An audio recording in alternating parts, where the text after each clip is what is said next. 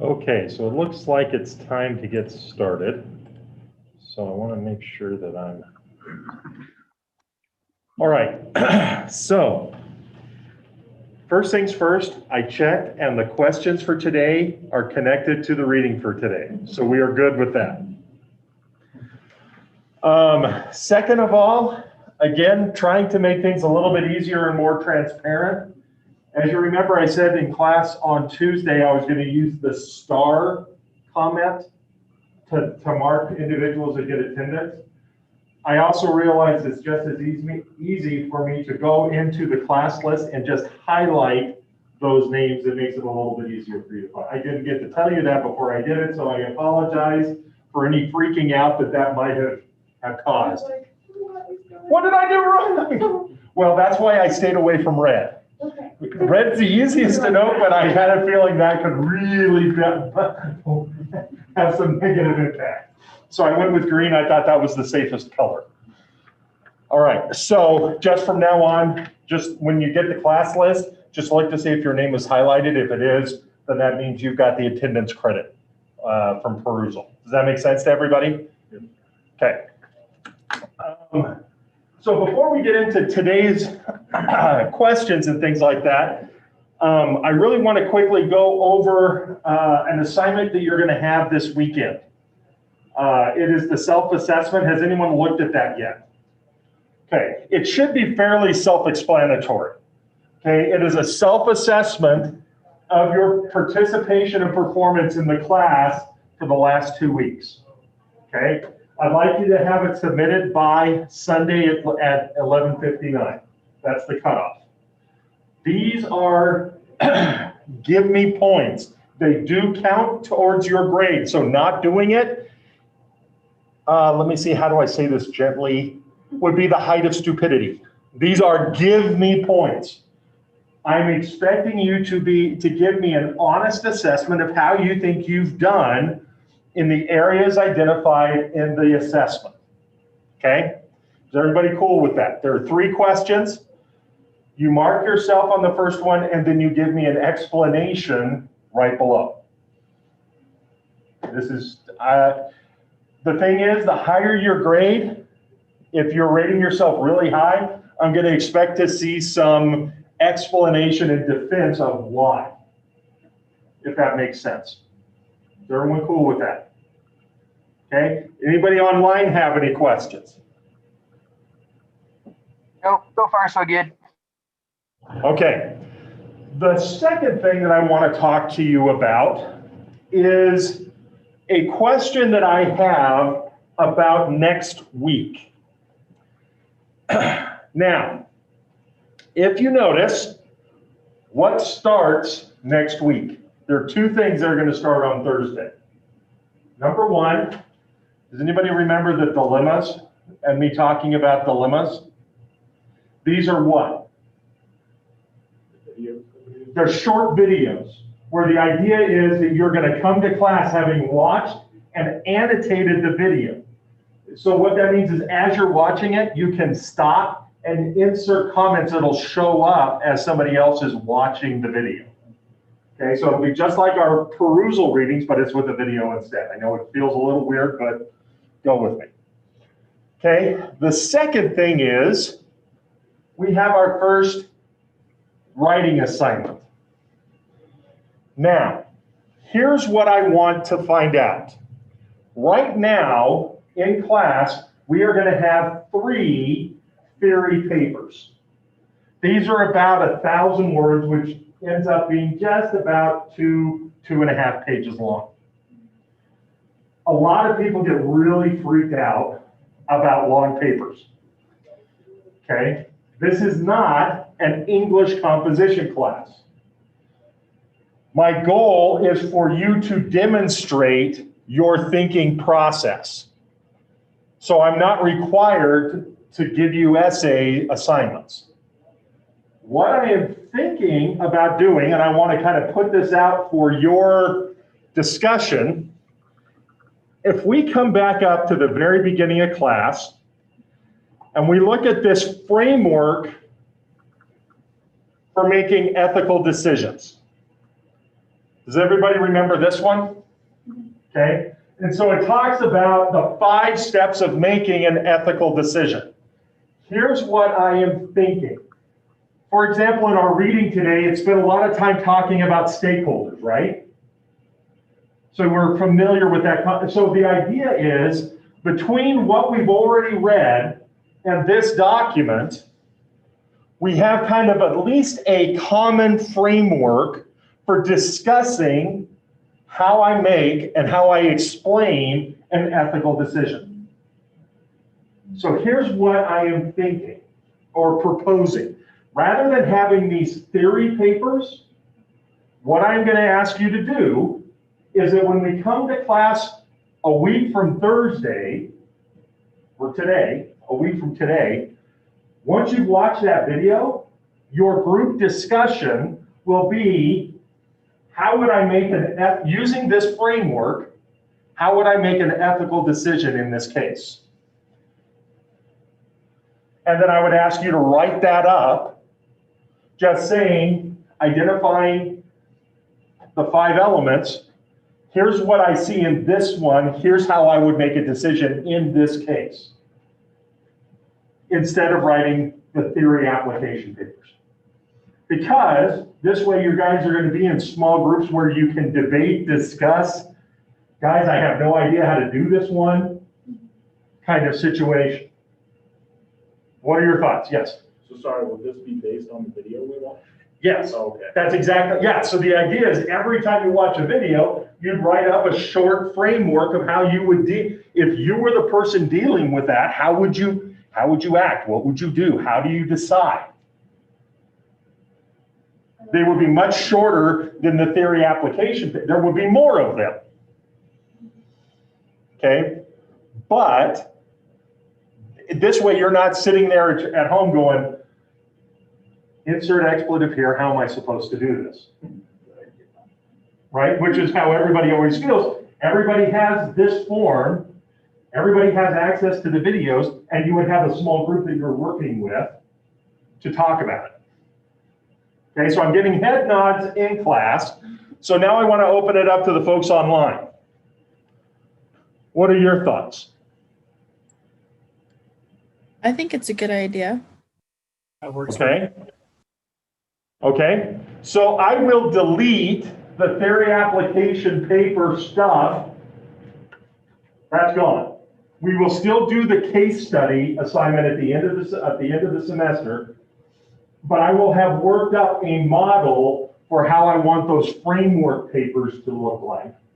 They're going to be small, okay, because I'm asking you to do a lot of them, and anything I ask you to write, I have to grade. Small. But I was looking at that and I'm just going, man, I just know the angst that having large papers causes, and if I can avoid that, that makes life easier for you. Cool. Okay. All right, so before I get started, does anybody have any other questions, thoughts, doubts, concerns? Okay, so let's get started, okay? Patel, you got credit for today, congratulations. Go first. You don't even have to go first. Nope. Because you got credit, you get to skip. That's what that green mark. Sorry. Okay, Winter, you also got credit. So Billy, you're first up. Okay, so I did question 7. Are ethical and legal responsibilities the same? And Okay. no, because a legal responsibility it's a lot more enforced. And if you don't follow it, then you get in trouble with the law. Versus ethical things, you can face negative or positive repercussions, even if it's not legal. Okay, excellent. So one of the big criterias or distinctions between legal and ethical, legal has fixed consequences that occur based on your behavior. Are there fixed consequences for ethical decisions? No, because it's all about what we ought to do. There's not that we have to do this, which comes along with legal, right? That becomes the challenge because it's all about what we consider or require of ourselves rather than what society demands of us. Okay, excellent question, Billy, thank you. All right, Caden, you're next. So I did number 5. Okay. Why do businesses care about ethics? Said, well, businesses care about ethics or should care about ethics because it will govern people's virtues like honesty and trustworthiness, and an employee's ethical values also governs like decision making in the workplace. Okay. We're not robots, right? Individual employees, even though they are working for a business, still have to deal with the ethical repercussions of what they do. There is no way to turn off my conscience when I go to work and assume that I can do whatever I want to do at work because my boss demands that of me, and that that's not going to affect how I feel about myself once I leave work, right? Bosses, and most of the time, bosses are humans too, who carry the same repercussions on themselves, right? We can say it's just business, but is that really true from an ethical perspective? No. Okay, so we have to accept the idea that businesses care about ethics because businesses are made up of people. Now, does that mean that people are capable of making unethical decisions? Abso-freaking-lutely. Okay, but it does not excuse or erase our personal ethical requirement. Okay, perfect. Way to go, Caden. Okay, Sam, you are excused, so we're going to go to Jack. That's me. Yep. I'll just do 23. Okay. 5 examples of stakeholders. Okay, go for it. Some listed were clients, customers, suppliers, investors, and retailers. And basically, it just seems the stakeholders or anyone who is affected by or making decisions for a business. Okay, so the idea of any ethical decision is anybody who's impacted by the consequences of that decision has to be considered, right? So when we talk, for example, about, and remember the book gets into this question of utilitarianism, right? The idea that, what? Remind me of what utilitarian, how it judges. Go for it, Kate. Based on the majority of people's happiness. Okay, so it measures it based on happiness. Now, the actual term that they use is utility, but that's one of the measures that originally was brought up. This idea of overall benefit for who?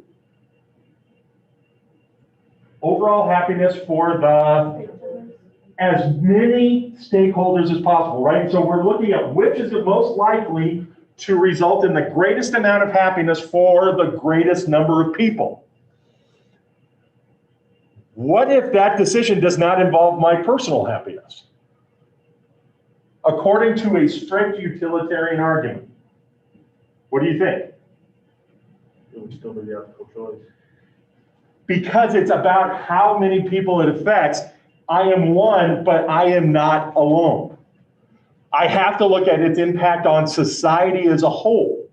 So even if it's a decision that hurts me, it's what the needs of the many, this is classic Star Trek, sorry, the needs of the many outweigh the needs of the few or the one. I did Spock dots. Sorry. Major Spock, I should have had a spoiler alert. It's been around for 45 years, but nevertheless, I should have put out a spoiler alert. Actually, there's been so many reboots of it, sorry. But my point is, I cannot just simply say, this is going to make me happy, therefore it is utilitarian.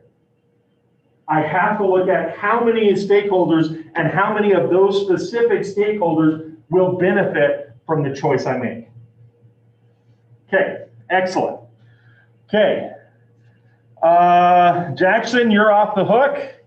Anthony, you're up next. Sorry. Not a problem. My mic. So I chose number 2, the golden rule, if I'm on the correct one. Close. Golden rule, but this says the golden mean, and that's a slightly different thing. So I could not find this in, okay, well, I found this in the reading from last week in the, believe chapter 2 to 2.4, but it was in like 2.5. Okay. And so what it said was it had like the golden rule at first. And so it said, don't do to others what you don't want others to do to you.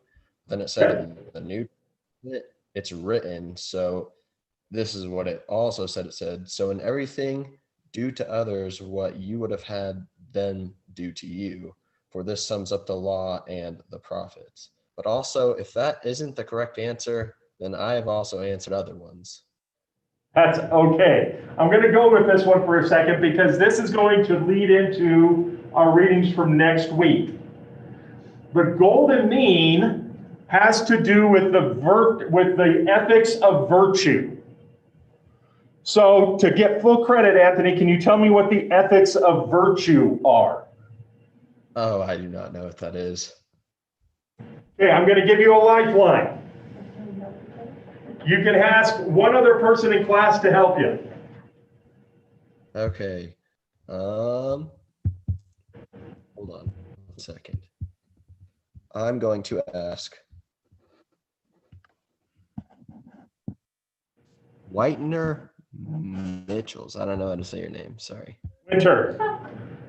Okay, so virtue ethics, isn't that just like how you should act as far as like a humanity kind of standpoint? Okay. I know, like, because I also have this question written down, and I kind of had to like look it up. So it was Because we haven't really gotten into it. It talks about it a little bit, but it's a lead up. So basically what I wrote is that it was kind of an idea brought up by Aristotle Yep, about having like a middle ground between two extremes yes, of moral decision making, yes. like terrible and too good for your own good or something. Okay. I don't know. Yes, no, that's perfect. It's this idea of character. It's ethics based on character, the nature of who I am. And I make decisions because I'm inherently a good person who possesses virtues that are going to lead me toward good. That's instinctually going to guide me in what decision I need to make based on who I am. Okay? And so Aristotle, in this concept of the golden mean, says in any situation, you're going to have a virtue that's going to help you make the right call. But if you have too much or too little of that virtue, it's going to lead you into trouble. So, for example, we'll use the concept of courage, right? The ability to act in the face of fear. If I do not have enough courage, what's going to end up happening if I'm too low on that scale? Be scared. I'm cowardice. Exactly. The absolute absence of the virtue of courage leads me into cowardice, right? That's a negative. Well, what if I have too much courage? I become cocky or I become reckless, right? I do things that are dangerous just because I'm so scared that I'm just going to overreact or I'm going to react too quickly. That gets me into the same kind of trouble as cowardice, right? Those are the two negative extremes. I need to find that perfect middle where I am appropriately courageous based on stakeholders and my society, and that's going to help me decide what I should do. Okay? That the word mean in this case is a mathematical concept. It means the middle point or average.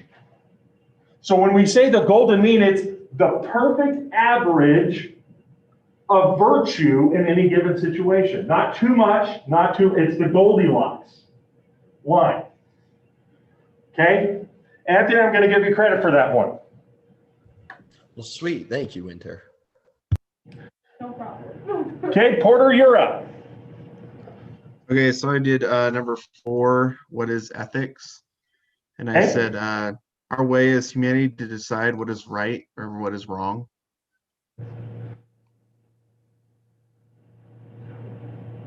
Okay, I'm going to have you say that one more time. Oh, can you hear me? Yeah, I was distracted a little bit. Okay. I said, it's number 4, what is ethics? And I said, our way as humanity to decide what is right or what is wrong. I'm going to slightly disagree. Ethics is not about deciding what is right and wrong. It's how we act based on that. How do we judge or evaluate the decisions and behaviors that we make? Right? So there's a difference between knowing that stealing is wrong and refraining from stealing. Does that make sense? Yeah. Okay, so knowing that stealing is wrong is, what do we call that? Starts with an M. Morals. Morals, okay? It's not and so this class isn't concerned about what is right and wrong. It's how we act upon that knowledge. It's how we decide what we do or refrain from doing because of that. Okay? So I'm gonna give you full credit for that because we want to get that clarification across. And this was something that you guys brought up in your annotations that I appreciated, that the textbook that we were reading said morals and ethics are the same. And we're going, yeah, not quite. They're very connected to each other. Okay, but they are not necessarily the same. Okay, all right, James, you're up. Sorry, I'm at work. Did we already do number 9?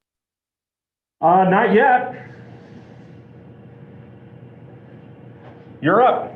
Number Okay. 9. Sorry, I'm at work. So number 9 is like, what is deontology? Yep.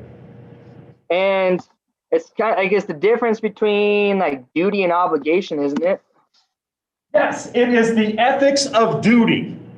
And so it's this idea that we all take upon ourselves obligations and then we act based on those. We have loyalty to certain people, so therefore it frames our decisions. So for example, Tanner, you just said that you were at work, correct? Yeah. Okay, so as an employee, what duty do you have at work? My duty is to put in my full effort at work.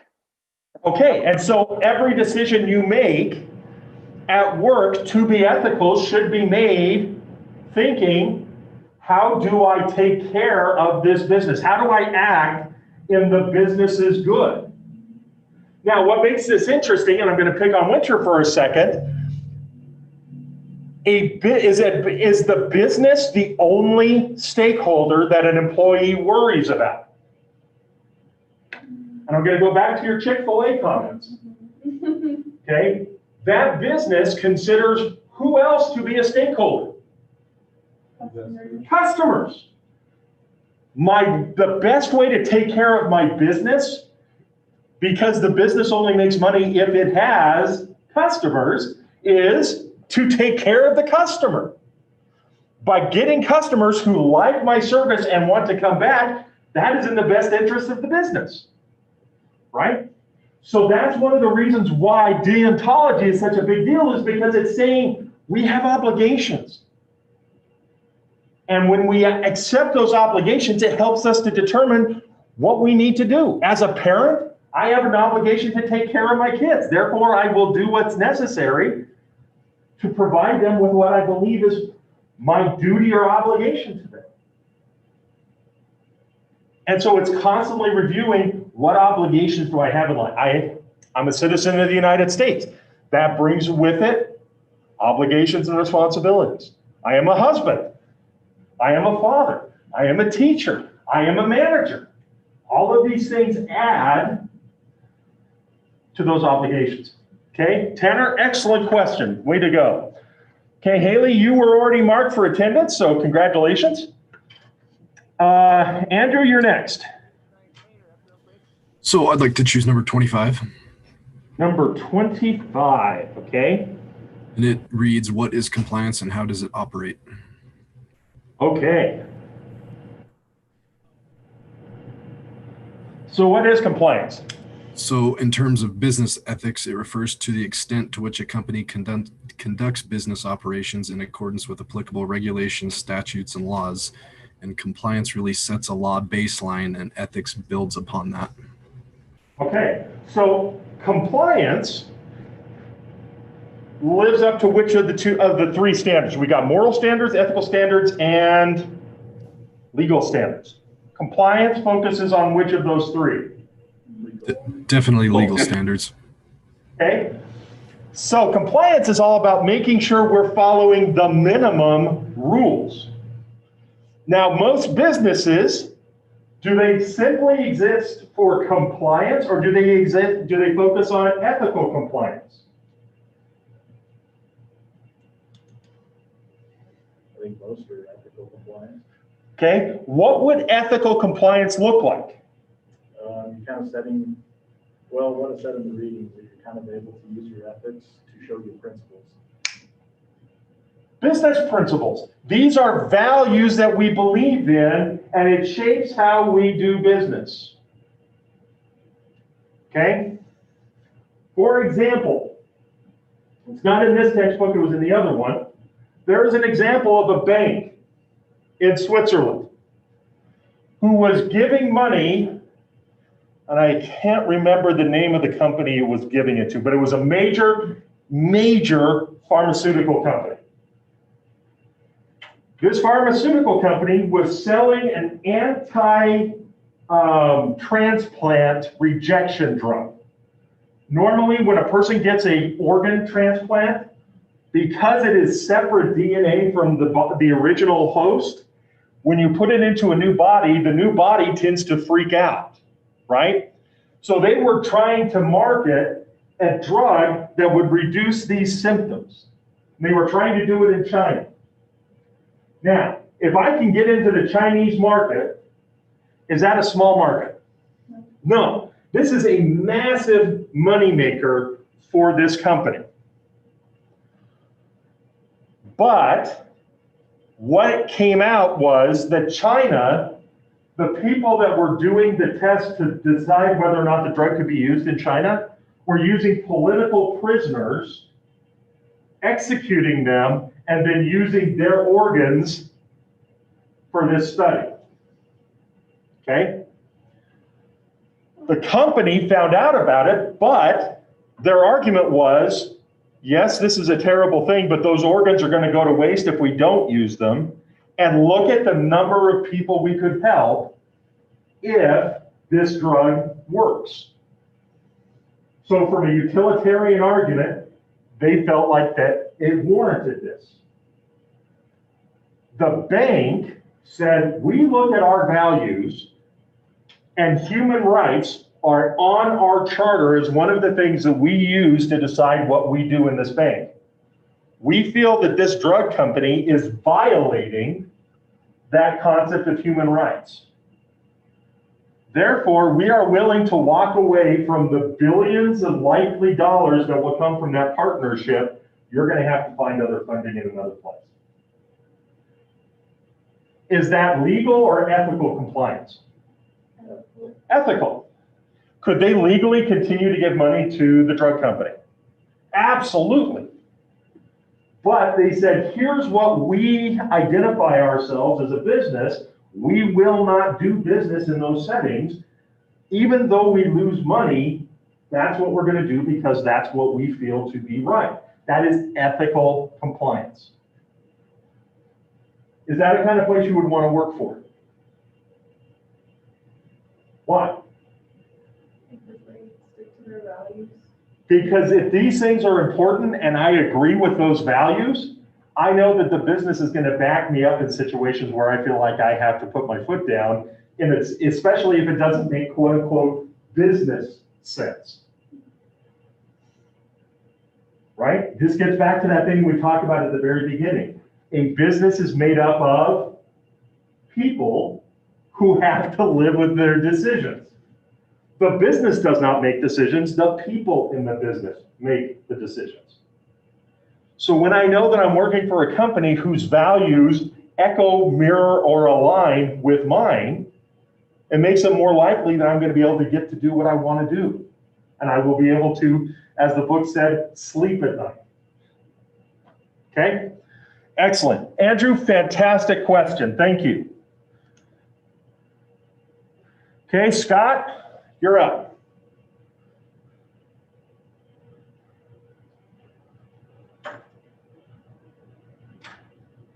Are you with us? Hold on just a second. We had a chat that I didn't see. Okay. Different one. All right. Scott, going once. Twice. Okay. Logan, you're up. All right. I did number 13. What is the best reason for a universal ethical standard? Okay. And the reason I think the best reason for this would be setting a standard for human nature and to basically monitor human behavior and our moral values. For example, like underlining respect and trustworthiness we should be held to, and it's basically the framework for human behavior. Okay, this idea of ethics is that this is what we are all striving for. If we can create universal standards of what we are striving for, if that's what we want done to us, then it makes sense that we would want that for every other person because hopefully we all believe that all people are equal in terms of how they should be treated. Okay, excellent. Okay, Megan, you're good. Kyle, go for it. Can I do 32 or was 32? 32 is totally fine. 32, I don't have verbatim the question, but it's a, is it ethical to use your employee discount on your friends and family? Right. And I said, well, no, because none of the intended purpose is for you as the employee to use that discount. Okay, let me ask you this question then. Why would businesses give you as an employee the discount? Well, because they think I deserve it, probably. Number one, because they think you deserve it. Okay, Also, being a part of the company, you might see that as like a unity thing, like a family thing. excellent. So you as part of that company are entitled to those benefits. Okay, builds loyalty to the brand. Yeah, okay. Okay, excellent. Anybody else? Anybody? Yes. It gives you incentive to work there? Okay, it gives me a plan, especially if it's a product I want, it gives me an incentive. Okay, not to rub it in, but as being an employee of ISU, I get to send my kids here for half cost. It's a huge perk, right? And when I think about how much school costs, holy cow, hell yes, right? Definitely is going to make me want to save, which means I'm probably going to do everything I can to save. Okay, any other ideas? It's also going to get you to spend money there and help the company. Yes, you spend money there. And there's one that's even more sinister and cynical than that. If you're purchasing their product, you're going to be able to say whether or not that product is any good. How many times do you go to a restaurant and you ask the waiter, well, what tastes good?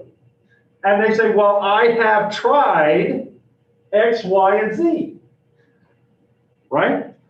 Now, I don't know the waiter from anybody.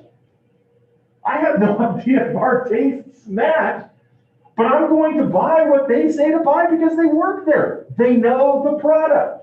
So giving them a discount encourages them to be familiar with the product because it increases sales. Right? This is how we find ethics, is what decision can I make that can lead to the most good? Seems crazy to give people discounts. You're losing money. Unless you realize business isn't all about profit at the expense of every other aspect. Yes? So is that kind of similar to why a lot of businesses will do like free birthday items? It can be. Number one, it makes you feel special. Number two, it gets you into the store so you're more likely to buy other things, right? But number three, the most valuable kind of advertising is not advertising that comes from the company, it's the advertising that comes from its customers. It's when one customer says, I've been there, I've eaten it, and I loved it. I'm more likely to go to that place than just because they put a fancy commercial on TV.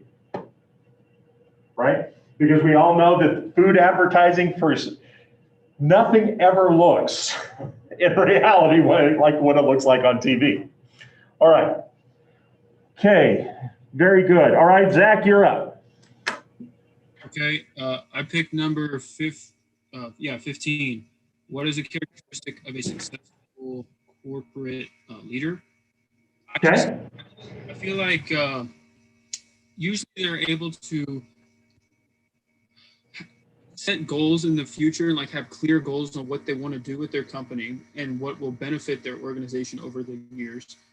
They seem to be pretty confident and optimistic type personalities, kind of like how my boss is, really inspiring and stuff like that, and just visionary about managing change while striking a balance, kind of like between. Excellent.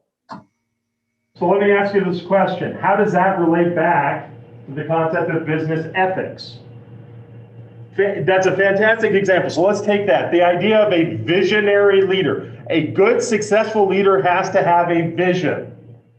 How does that relate to ethics? What are some of the ethical things involved in that? I would say, because it's kind of, if you have a visionary point of view, or if that's the way you think, I feel like that's gonna kind of help you, almost kind of as you're training in different employees under you to look at the same direction. But in answer to your question, I feel like it also kind of betters society in the fact that if you're running a big company that the society depends on you, and you have a visionary future to keep it thriving and growing, I think that's kind of how it's ethical. Yes. Remember the book talked about the importance of short-term versus long-term. So somebody who has a vision is going to look long-term, and they're more likely to be consistent even if they face short-term obstacles. Okay, Kyle, you were going to say something. That's exactly what I was going to say. I apologize. Long-term foresight. Yeah. As far as the company is concerned, to anticipate problems or potential COVID pandemics that might be an obstacle. Okay, so for example, I'm noticing a trend here in Pocatello. The flavored soda bar. Right? These things are popping up everywhere. Right? Now, I've been in Pocatello for about 20 years. I am not a native. Okay, I'm a transplant. But my wife and I drive around and we always joke, anytime you see a new building going up, it's going to be either a cell phone store, a payday loan, or a mattress firm. Now it's soda bars. Soda bars, whatever you want to call them. Okay? Now, that's great if there's a sufficiently large market. But if I'm just jumping on that trend because I see 4 others that are doing well, what's probably going to happen? I can only sell so much soda to so many people, especially when the soda that I'm selling, wow, that is a tongue twister. Got through that one okay. Right, but at a certain point, people are going to kind of just say, whatever. If I haven't planned how to continue to grow that business and I just focus on that one thing, saturation is going to make it so that all of the businesses go out of business. Right? So short-term profit works, but if you're not making long-term plans, you are eventually going to run into things that are going to derail that short-term plan. Also, if you have short-term plans, it is more likely that if you haven't planned long-term, you're going to be more likely to make bad decisions because you're just looking at what's in front of you right now rather than, well, how is this going to affect? It's the teenager concept, right? It's the, I just got $1 in my pocket, therefore I must spend that dollar. I remember my mom always telling me, man, you have a dime and it's burning a hole in your pocket, right? As soon as you get money, you got to go and spend it. Okay, that's what we're talking about. That does not lend itself to ethical behavior. Excellent. All right, man, you guys are killing it today. All right, Kason, you're up.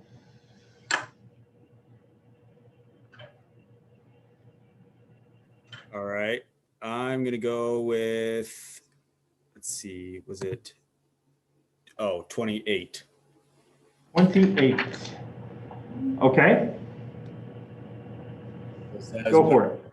Ethical relativism. That is when basically every form of ethics is considered up to personal interpretation, or there are infinite correct answers, that there's not really a wrong answer. And so on one hand, it allows for lots of tolerance and open-mindedness to new ideas, which can help you learn and find good methods to do things. But since everything is considered okay or plausible, then it also opens up for things that the majority of people would consider to be unethical. Excellent. That's a fantastic summary of that. Now, the book gives us an example of, and we've kind of touched on it a couple of times, is it okay to have more than one ethical model that we adhere to?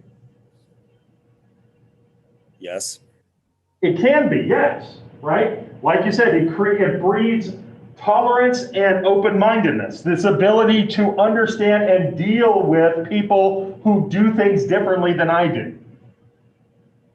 Okay? However, one of the examples that's talked about in the book, if you have one ethical model that you use at work, and then I have a different model at home, what is going to probably eventually happen? They're going to clash, right? Because one of the goals of ethics starts with a C.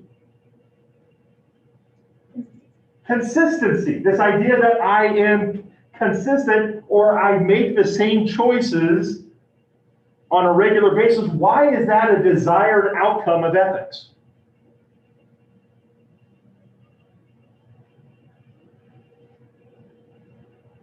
What does it build? Starts with a T. I don't know. Trust.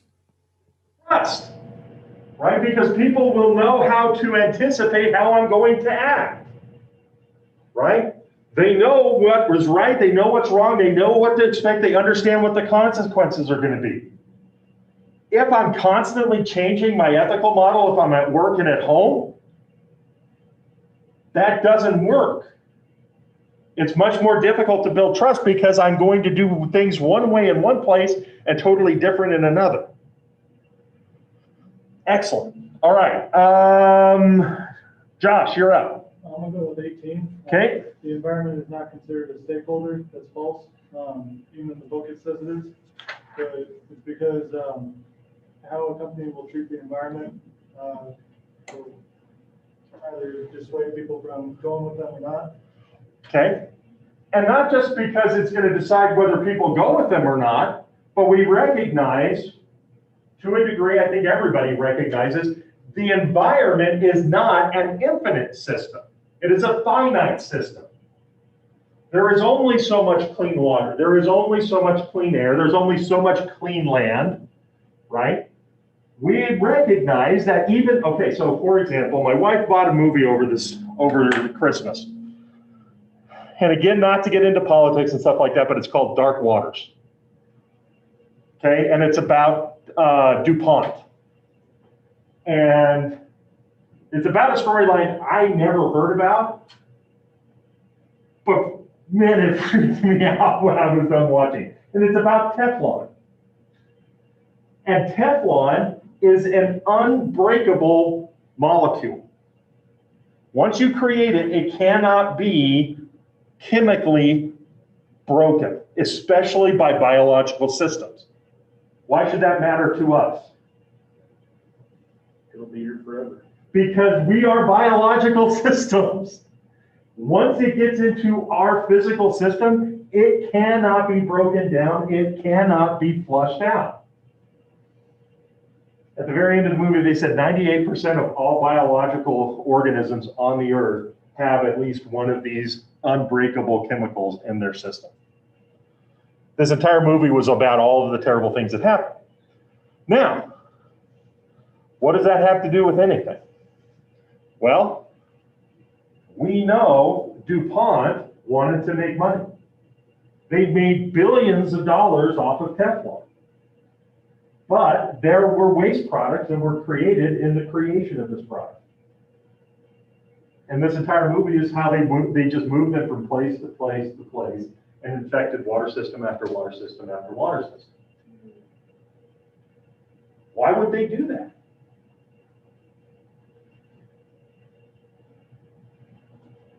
Make money, I guess. Yeah. So they didn't have to deal with because for them, it would make them more money just moving it than to totally get rid of it. Exactly. Okay, an even more chilling example, and you've probably heard of this, maybe. Ford Motor Company in the 1970s made a car called the Pinto. The Pinto was supposed to be this small size sedan that could be produced very cheaply, great gas economy, kind of sporty, and it was going to be the car that helped move them from the old big gas guzzlers into these more smaller, environmentally conscious cars. It was one of the first eco cars. But it had a design problem. The gas tank was placed directly behind the rear bumper.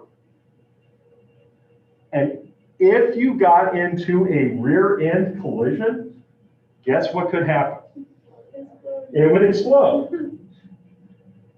And the car, they already had it tooled up. They had the dies ready to go. They were ready to just start pumping these things out. And one of the engineers realized this when they were doing crash tests. So they sent this up to corporate saying, we can't sell this car. Look at what's going on. So the company says, well, how much is it going to cost to put a rubber coating around the gas tank that would prevent it from exploding in the case of roof? They figured out it was going to cost $11 per unit to make that fix. Okay, now bear in mind, the Pinto was intended to be a budget eco car. So they looked at how many units they hoped to sell in 1 year, and they realized that it would cost them about $160 million to put those rubber casings on all the cars that they expected to sell. And this is where it gets scary. Somebody in the accounting department said, okay, statistically, based on the number of cars that we're going to sell, how many accidents are likely to happen? Statistically. Okay, so they got a number. And then they said, okay, of those accidents, how many are likely to result in an explosion? And then they did the statistics on that. And then they said, okay, based on the number of explosions, how many people are going to get hurt? How many are going to die? How much money in legal costs would it cost to cover all of those things? And it was less than it would cost them to fix the car. So guess what they did? They sold the car.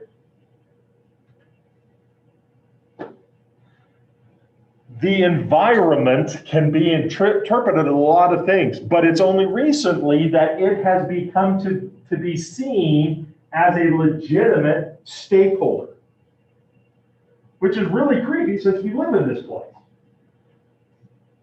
But nevertheless, the environment is a stakeholder that we have to consider. Thank you. That was a very long-winded answer for a very short question. But this is the kind of stuff that we're talking about, because these decisions have been made. I remember all that really vividly when I attended.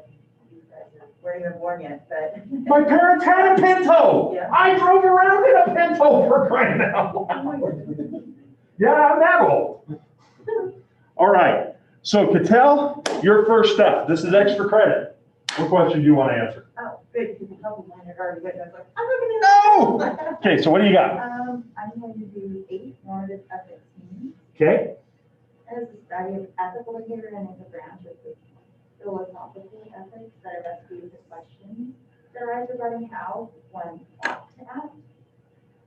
In a moral sense, most traditional moral theories rest on principles that determine whether an action is right or wrong. Okay. But there are 3 types. Okay. And we've already been over the deontology. Okay. And then there's teleology and consequentialism. Let me say it. Consequentialism. Okay. But so when we say normative ethics, what is that? I want to focus on that word normative for just a second. Fantastic question. What is the goal of normative ethics?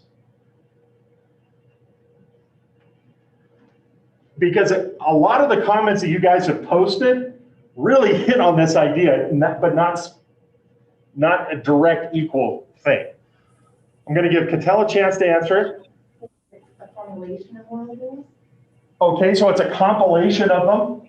For what purpose? You're right. You're right on there. I just want you to take the next step. Okay, so if we think of direct Mm. implications with the human interactions. Okay, Wait, what? okay. I might be wrong, but isn't it kind of just like trying to make ethics like a normal thing in everyday life that like kind of like universal standards, like not a universal standard? No, that's exactly, okay, when we say something is normal, it's something that everybody expects, right? These are rules that everybody agrees to.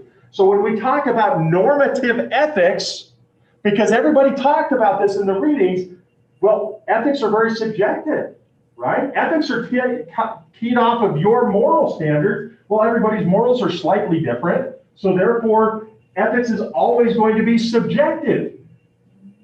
That is true. The role of normative ethics is trying to say, okay, are there certain rules or certain things that we can all agree on, regardless of our moral standard? So deontology, that idea of duty, says I should not do to anybody else what I don't want them to do to me. That becomes a universal ethical standard. Doesn't matter what human being you run into, even if it's Hitler, I'm expected to treat him in a certain way. And it becomes a norm or a normative. It gets everybody on, even though they're all at these different levels, it tries to kind of even that out so that we aren't all over the board. So excellent. But that was the idea that's why this concept of normative ethics is important, because the point you guys made about everything being subjective or individualistic. That doesn't work in a society because we aren't living just by ourselves. So we're trying to create those normative or evening, leveling ethics. Way to go. Okay, Winter, you're up. Did we do number 10 yet? We have not done number 10 yet. I feel like we already kind of discussed it, but it says, I don't have the exact question, but it said something about adopting consistent ethical standards. Yep. So in the text, I know it said that it's selfless and in like a business way, it's in a manager's self-interest because it builds trust with employees and with customers. Yep. And like it will kind of ensure that customers and employees will continue like working with the company because they know that they'll always be treated like in the same way and like there's just consistency in how things are run. Excellent. Excellent point. What is the other benefit of developing a consistent ethical reaction?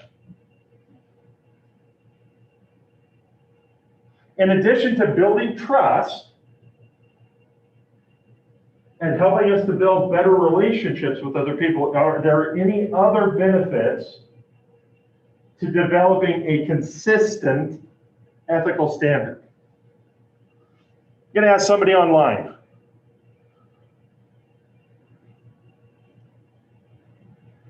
Megan, you want to take that? What would be the benefit other than just building trust and consistency? What is another benefit that comes from being consistently ethical?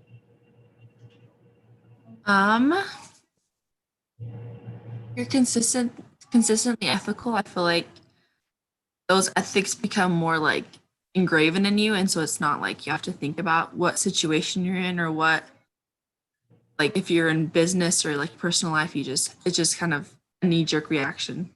That makes sense? Yes, that was exactly where I was hoping you were going to go. Yes, the more we can be consistent, the less challenge or difficulty we have in doing the ethical thing, especially in situations where that ethical consequence could be hurtful to us. It can be incredibly challenging to be ethical when we know we are going to take the hit. But it makes it easier for us to do that if we develop a consistent ethical standard. It makes it easier for us to deal with the pain of the consequence if we know this is what's right, I know this is what I'm supposed to do, and I can live with that. It's when that goes out of our character that it really becomes challenging and unlikely that we'll do it. Okay, fantastic. All right.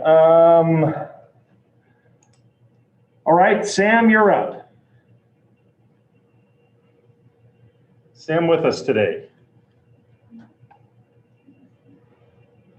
And I apologize, people are posting in the chat and I don't have it open. So I apologize if you're saying something that I'm missing.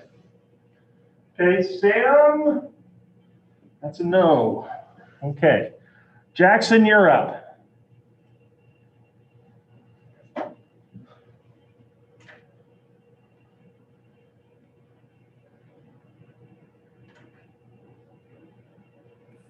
If you're talking, you're muted. I don't see him online. Okay, he was on here for a little bit. Let's see if he's dropped off. Oh, he dropped. Oops. All right, Haley, this is your chance for extra credit. Has anyone answered number 30 yet? The answer to number 30 has not been shared with us. Go for it. So is it less ethical to take a job with a large company that is focused on sustainability and donates a significant amount of money to environmental causes than to work for a nonprofit organization that researches climate change and pays you only if you bring in a certain amount of donations? Do you agree or disagree with this statement? Okay. I don't think that it would be less ethical because both are focused on environmental causes, which the environment is a stakeholder. So it's up to you on whether or not you want to have a consistent paycheck because we all need money to live. Okay. Now, I want to be clear that just because we talked about the environment, I don't want to feel like this is an environmentally active class. Okay. So let me ask you this question, Haley. Why would that even be a dilemma? What do you think the challenge or problem there is? Because large companies are all about profit, where nonprofit organizations are completely opposite. Okay, and so people might have this perception, if I work for a large corporation, I have sold my soul to the man, so to speak, right? But if I'm working for a nonprofit, man, that has to be morally righteous because I'm not working for profit. But think about this. You only get paid if you get people to donate. Now, there are people that work in those circumstances, correct? I do not have the level of confidence necessary to be able to bet my family's livelihood, as you mentioned, on whether or not I can convince people to donate. That creeps me out. Okay? But there are people who automatically make assumptions about the nature of corporations or corporate business versus nonprofit, that one is more ethically correct than another. I think you have to look at the values and the operating model of the place you want to work. But it also does beg, you brought up a fantastic question. I need a freaking job. I don't care what it is. I've got to take care of my family. When you are in that situation, do values or ethical practices matter? Probably not. And that is a sobering reality for a large portion of the population. One of the benefits that you have coming to the College of Technology, for the most part, I know that there are some of you who might not be a part of the College of Technology, is that you are getting career training into fields that are going to provide living wages upon graduation. Used to be when I first started here, I taught English to a group of students who really did not want to be in my class because it was an English class. It had nothing to do with me, at least I don't think it did. But man, they did not want to be there. And so the very first day of class, I looked at it and I said, you want to have the best revenge on me as an instructor? Finish my class, graduate, and bring in your first paycheck. And let's compare it. Because I'm going to weep when I see what you're getting paid. Okay? So the reality is you guys are being put in a situation where you're going to be able to have some freedom to be able to look at those decisions. You are not going to have to be, please give me any job. I don't care what it is. That's a power, especially in this world, that is an incredibly powerful freedom that you have chosen to follow. And I applaud you for that. Okay? All right. Okay. Haley, thank you, Haley. Megan, you're up. Okay, has anyone answered number 7? Number 7. Yes, number 7 has been answered. Okay, how about 13? 13 has also been answered. Oh, I think all the ones that I have written down have been answered. Okay. Yeah, number 8. Yep, 8 has been answered. Yeah, all the ones I have written down. So, give me a minute.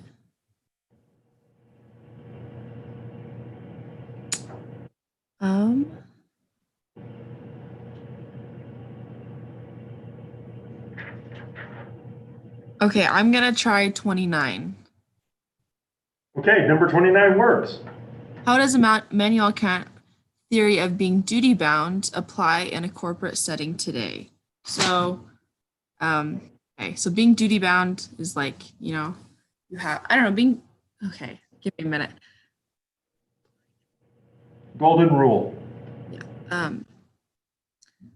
In like a corporate setting, I feel like corporate America doesn't have the best rep.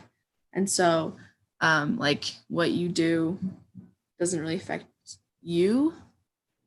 I don't know how to answer this. Like, I know what I want to say, but I don't know how to answer it in like a way that makes sense. Okay, don't worry about the question. Talk to me about what does duty bound, or what does the categorical imperative mean? I feel like being duty bound, is being like, you have to do it even if no one's watching. I feel like it's kind of like integrity.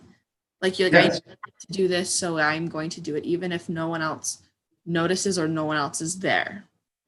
Okay, so how would that apply in a corporate setting? Well, so like, even if you're like, hey, this would get me a lot of money, but it would hurt so many people, but like they couldn't do anything about it, but you still do the right thing that would help a lot of people instead of profiting you as much. I feel like that. Okay, and so the idea is, or what we're trying to say is, the reason we're teaching ethics is because, and I appreciate what you said before, corporate America does not have a great reputation because we see examples all the time of people doing unethical things. But here's the question I have. Do you think the companies want to do that, or do you think the individuals want to do that? I think it's a little bit of both. Like sometimes the companies have certain policies in place that prevent people from doing the things that will hurt a lot of people. I guess if that makes sense. I also think it's most of the time, if someone does something that's duty bound in corporate America, then it is their own personal belief and their own personal decision. Okay. So again, this comes back to a fundamental thing that I want to make sure that you guys understand. A business does not exist in and of itself. A business is comprised of the people that work within it. So a company cannot make a decision. A business cannot make a decision. People make decisions. Now, a lot of times they can be very isolated from the consequences of those decisions. But nevertheless, it's always going to be a person, not the company. The company doesn't do anything. It is just an identity. And the reason why I talk about this is because 90% of the time, the decision that was made by a person, maybe the owner, maybe not, but it is not reflective of all of the other people that work there. So this idea of, so how does the categorical imperative. I want done to me that which is done to other people. Most companies, the people of that company want to do the right thing because they want to be able to sleep at night. Now, the company might have policies that limit their ability to do that. I'm sorry, but this is policy. I can't change the policy. Doesn't mean that I don't want to do something, but it does mean that I can be an advocate for change. I can point out to my supervisor how this policy negatively affected this customer. Can we look at whether or not that policy can change? It doesn't mean, sorry, that's what we call deferred responsibility. Sorry, it's not my problem, it's the policy. Right? I'm blaming it on the company rather than taking personal ownership. Companies want people they want their employees to take responsibility because they're personally responsible too. So that's one of the reasons why we're talking about this. It might not feel like it, but most companies want to do the right thing by their customers. Not all the time, but most of the time, right? And so the more we understand that, the more you can bring that into your workplace, the more you can normalize ethical practices. Okay, excellent. Thank you, Megan. All right, we've got about 5 minutes left. So I have two things that I want to do. Number one, I'm going to give one more person, whoever said. Sam just showed up. Oh, Sam, you're back. Sorry I missed class. I won't even lie. I took a nap and just didn't wake up. Okay. Well, then I'm going to let you have the last question. Okay, awesome. Okay, so which question would you like to do? Don't mind me looking through my notes real quick. Which one? Okay, I wrote down answers earlier.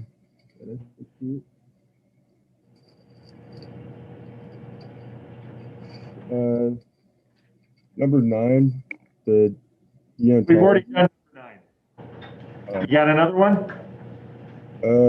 I have one for 4. 4's already been done? 5. 5 has been done? 17. 17's good. So what I was writing is, I believe there are people who take a job regardless of company's ethics. However, I do think that plays a role when people do take a job.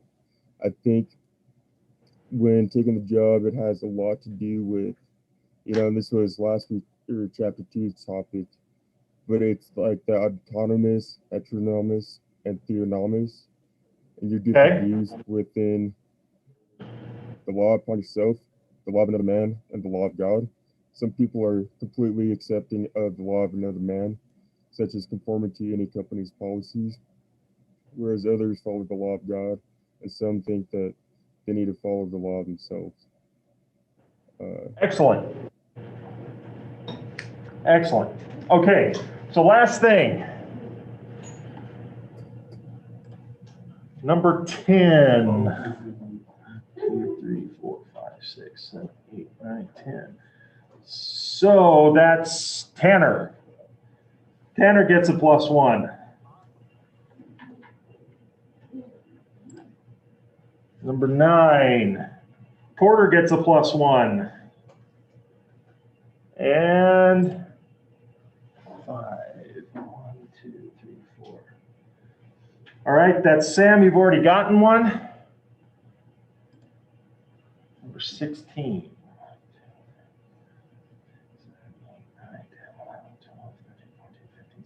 That's Kyle.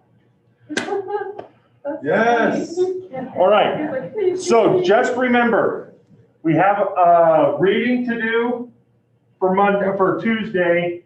Your self-assessment is due by Sunday. And then I'm going to have those practical framework assignments written up for our class next week on Thursday. All right? Questions, anybody? When will the paper be due after Thursday? Probably Sunday. I like to give weekends just because I know a lot of people are working during the week, so I try to give you a reasonable amount of time. What was the question? When would the papers be due? So we're not writing? The practical framework ones. Oh. So if you do it on, if we do it on Thursday, it'll probably be due that Sunday. Okay. Good, thank you. Okay. Nice. All right, that's everything, folks. You have a wonderful night. You too, thank you. Okay, Anthony, my email address.